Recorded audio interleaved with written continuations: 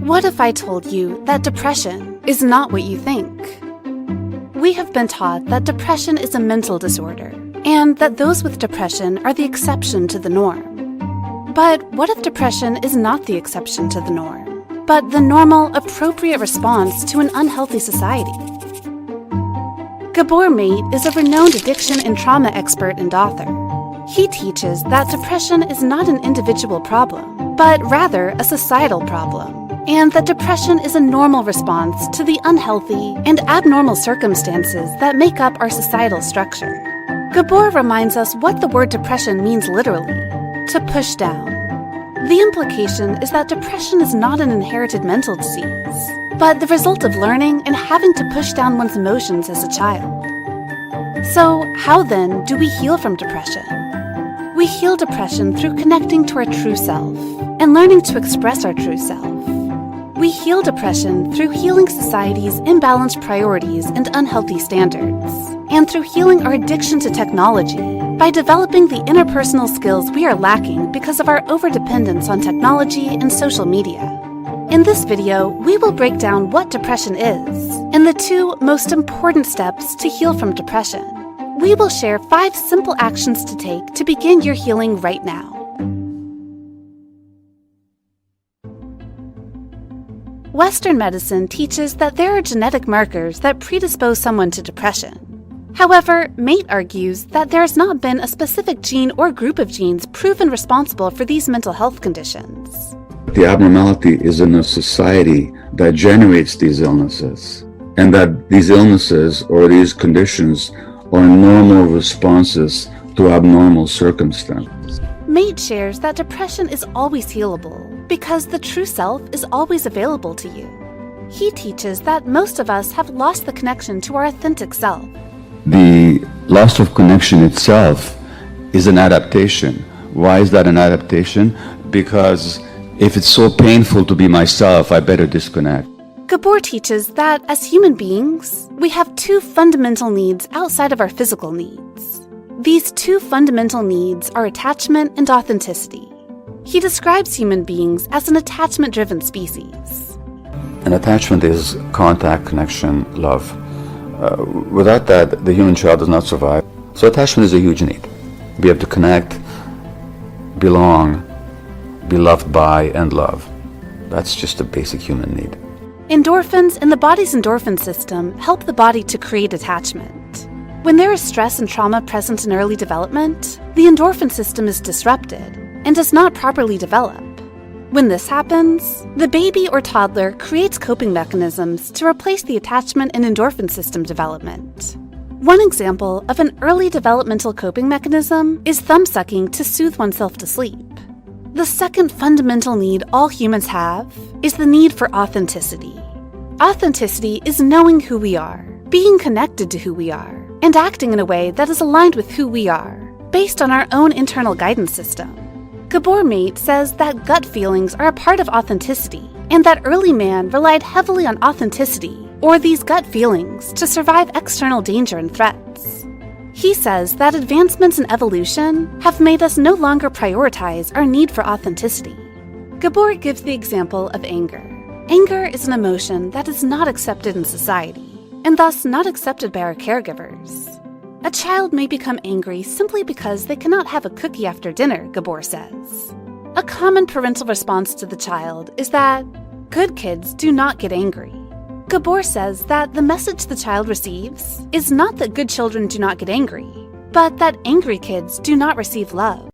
The attachment need is not compatible with the need for authenticity.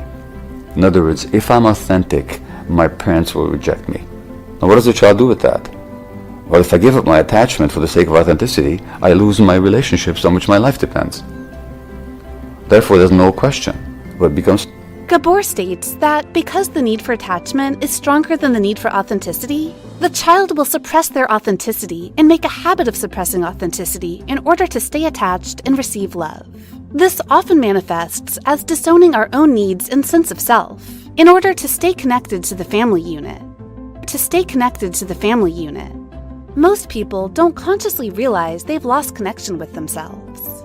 They have become depressed, but don't know what depression really means, and don't realize that they have options to heal from depression outside of medication, if they so choose. We must restore our connection to ourselves, and we must heal society's unhealthy standards. To heal ourselves, we must connect to our true self and express our true self. One tool to connect to our true self is meditation. Meditation is the practice of non-judgmental observation. Using points of focus, including the breath, the environment, and our thoughts, we build the muscle of presence and focus. Meditation is a tool to become aware of our thoughts, our needs, our emotions, preferences, and boundaries. By simply noticing what thoughts and emotions are present, and not resisting them but allowing them, we become experts of understanding, and understanding ourselves on an emotional level. This allows us to recognize and better understand our core values, needs, and desires. Because we hold our emotions somatically, somatic therapy is a powerful tool to connect to ourselves and form safety in our body. Without feeling safe in our own body, it is very difficult to connect to our true self. This is why somatic therapies are a great place to start and may feel less intimidating than other therapy methods. Psychotherapy with a trained counselor or professional can also assist us in creating a safe container to learn and connect to who we really are, and develop skills to authentically connect with others. Having and nurturing our personal interests is critical to feel a sense of purpose and joy. If you do not know what your interests are, you can make it your goal to try out different things, such as art, yoga, dancing, cooking, writing, etc. Start with something you've always been interested in, and allow yourself to pursue this interest for the pure joy it brings you, not for the outcome or what you can produce. We all need interests that we pursue simply because we love them, not to perform or be productive. To heal from depression, we must shift our perspective when it comes to our emotions. We can see our emotions as messengers. Anger is a messenger that a boundary we hold has been crossed, or a need that we have is unmet. Rather than suppressing our anger, we can learn from it and follow it to the source. Anger is usually protecting us from other emotions, such as sadness, powerlessness, or loneliness. By becoming attuned to our anger, we can understand the important messages it brings us in order to meet our unmet needs in healthy ways. We can use the information our emotions are communicating to better understand our needs, boundaries, and preferences, enabling us to live more authentically moving forward. Through the self-awareness we cultivate, we are able to live a life that is in alignment with our needs, desires, preferences, and goals. In doing so, over time, we experience more joy, satisfaction, and well-being as a whole. It is normal to feel both negative and positive emotions. We must have both in order to experience each. Being joyful is a great goal, though it is impossible to feel happy and joyful all the time. Rather than making feeling good all the time our goal, we can use our negative emotions as information. We can also find ways to assist our body and mind to feel our natural best through chemistry. Endorphins are the body's natural opioids. Most simply put, endorphins give a sense of well-being and support a more positive outlook.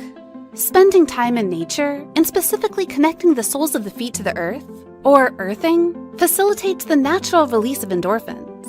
Exercise, laughing, meditating, and physical touch are all ways to naturally release endorphins. Humans are social creatures, hardwired for connection. While social media is not inherently bad, it is harmful when we use social media as a replacement for our social and emotional needs. The instant gratification and false sense of connection fostered by social media has created an imbalance biologically and led to higher depression rates in young adults than ever before seen in previous generations. According to Review.org, 47% of Americans consider themselves addicted to their phones. Societally, we have developed a chemical addiction to our phones and social media. Simon Sinek teaches that millennials especially have grown up with artificial connection replacing authentic connection. So much of their relationships exist online, so much of their communication exists over text or direct message, that there's a generation, unfortunately, there are too many of them, who literally aren't learning the skills of how to talk to people. The ability to form deep, meaningful relationships, the ability to have difficult conversations. We are hyper-focused on the number of likes we receive and how perfect we can appear on social media, and are consequently deprived of the ability and skills needed to connect. Technology addiction is just as dangerous as substance abuse, because it has robbed us of the ability to form meaningful, authentic relationships, communicate, have difficult conversations, and have the courage to ask for help when we need it. We must actively teach and prioritize these skills, which Sinek calls human skills, just as we prioritize technical skills in all aspects of our society, including education, the corporate world, in our family structures, and on an individual level. Simon also teaches that technology advancements have taught us to think that all life must always be instantly gratifying. Simon shares that the instant gratification we receive from smartphones and social media has caused us to falsely believe that all of life should work this way, including our career and love life. When we do not receive instant satisfaction and gratification in our career and relationships, we feel like failures and become depressed as a result. And the problem is they think that satisfaction in life, fulfillment, or even love and friendship happen just as immediately, and they don't. It takes time and it takes unbelievable hard work. And the problem is they're not learning the skills to make friends. They're not learning the skills to fall in love. They're not learning the skills to talk to people. They're not learning the skills to find fulfillment because it's slow and it's boring and it's human. We must teach that relationships involve showing up and doing the work every single day. We must teach that the journey of our career will have many ups and downs, rather than the unrealistic expectation that it will be one continuous upward movement. Here are 5 steps to begin to heal from depression right now. 1. Know that you are not alone, and that there is nothing wrong with you.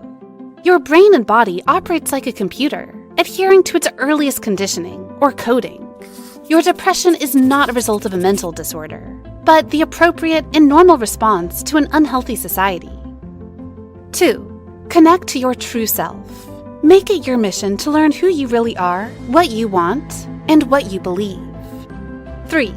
Learn how to communicate, express your emotions, have difficult conversations, and express your needs and boundaries in all areas of life.